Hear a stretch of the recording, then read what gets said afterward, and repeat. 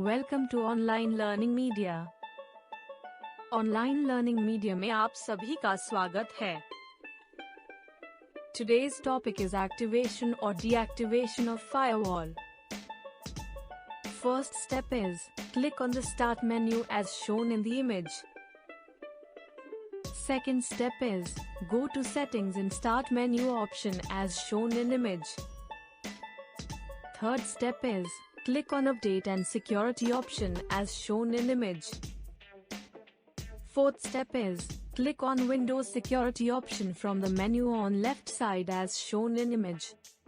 Fifth step is, click on firewall and network protection option from the menu as shown in image.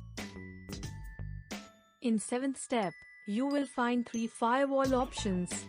First firewall option is domain network, second firewall option is private network and third firewall option is public network. Click on any of the firewall to enable or disable. Thank you for watching the video. If you liked our video, then please like and subscribe our channel Online Learning Media and share the video with your friends.